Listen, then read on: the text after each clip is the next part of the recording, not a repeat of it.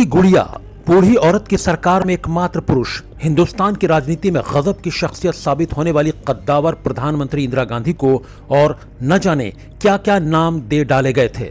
यह अलग बात है कि इंदिरा को इनमें से किसी भी संज्ञा ने कभी प्रभावित नहीं किया। वो हमेशा अपने सामने मौजूद लक्ष्य को भेदने में ही जुटी रहीं।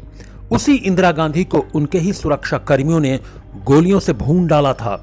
इस अहम और दिलचस्प खबर को विस्तार से जानने के पहले आपसे एक अपील है कि आप अगर महुआ न्यूज को पसंद करते हैं तो इस चैनल को सब्सक्राइब जरूर कीजिए और साथ ही इस खबर को लाइक करते हुए अपने सभी जानने वालों के साथ शेयर भी जरूर कीजिए।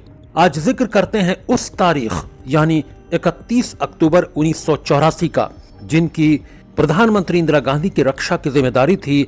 आज ही के दिन उन विश्वासघातियों ने उन्हें गोलियों से भून डाला था। आइए जानते हैं कि अब से 38 साल पहले हिंदुस्तानी प्रधानमंत्री इंदिरा गांधी के एक सफदरजंग वाले सरकारी निवास से लेकर अखिल भारतीय आयुर्विज्ञान संस्थान यानी एम्स हॉस्पिटल तक क्या कुछ हुआ था।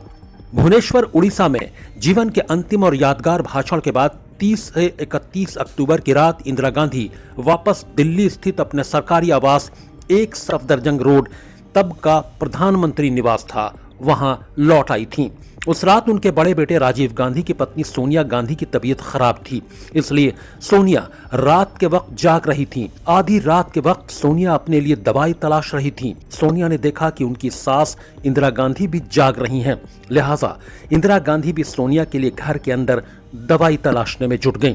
जब दवाई मिल गई तो इंदिरा गांधी ने सोनिया से कहा कि अगर उन्हें किसी और चीज की जरूरत महसूस हो तो बेहिचक वो उनके पास चली आए।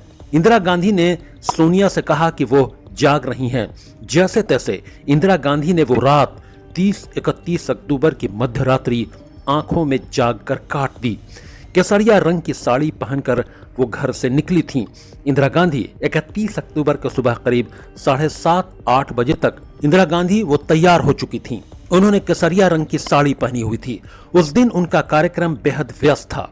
उन्हें उस दिन सबसे पहले उस्तिनोव से मिलना था, जिन्हें मिसेस गांधी का उनके सरकारी आवास पर ही इंटरव्यू रिकॉर्ड करना था।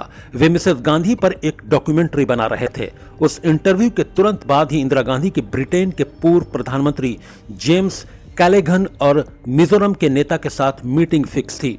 जबकि 31 अक्टूबर 1984 यानी जिस दिन सुबह मिसेस गांधी को गोलियों से छलनी कर डाला गया था, को ही शाम के वक्त उन्हें ब्रिटेन की राजकुमारी एन को डिनर पर आमंत्रित किया हुआ था।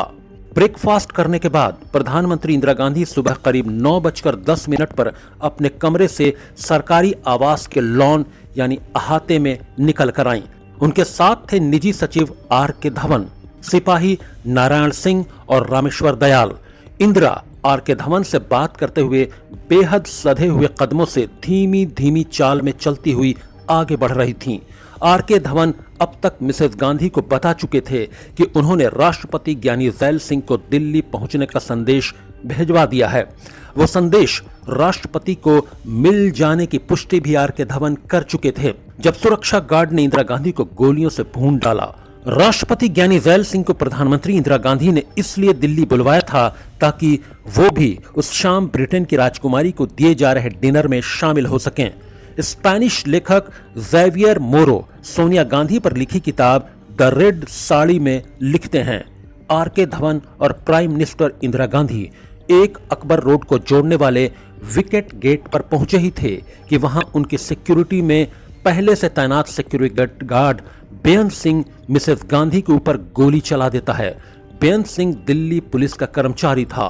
उसने मिसेस गांधी के ऊपर पॉइंट ब्लैंक रेंज से 2 गोलियां दागी थीं, जिनमें से एक गोली प्रधानमंत्री गांधी के सीने में जा घुसी। गोली लगने के साथ ही वो जमीन पर गिर पड़ी।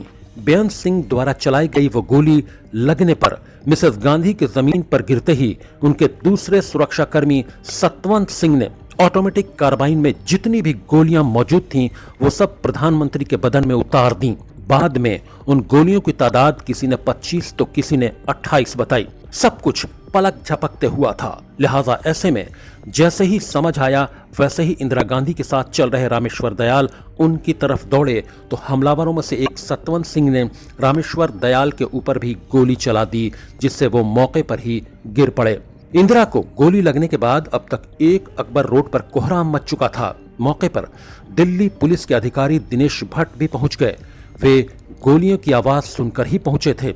इसी इत्तफाक ही कहेंगे कि उस वक्त प्रधानमंत्री आवास पर एम्बुलेंस नहीं थी, लिहाजा इंदिरा गांधी को खून से लथपथ हालत में एक एम्बेसडर कार में लेटाकर एम्स ले जाना पड़ा। उस एम्बेसडर कार की अगली सीट पर ड्राइवर के बगल वाली सीट पर आर के धवन बैठे थे। कार जैसे ही आगे की ओर बढ़ी, वैसे ही गाउन पहने हुए सोनिया गांधी कार के पीछे पीछे नंगे पांव दौड़ती हुई आती दिखाई दी।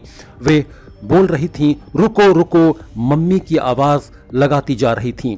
कार के भीतर पहुंचते ही सोनिया गांधी ने जैसे ही खून से लथपथ मिसेस गांधी को देखा तो उनके मुंह से इतना ही निकल सका, ओह मम्मी, ओह गॉड।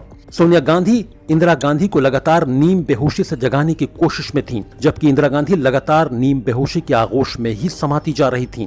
घटनास्थल से एम्स तक के सफर में सोनिया गांधी बार बार इंदिरा गांधी को आंखें खोले रखने के लिए ही कोशिशें करने में जुटी हुई थीं। साथ ही वे कार चालक से भी कार को जल्दी से जल्दी एम्स पहुंचाने के लिए कहती जा रही थीं।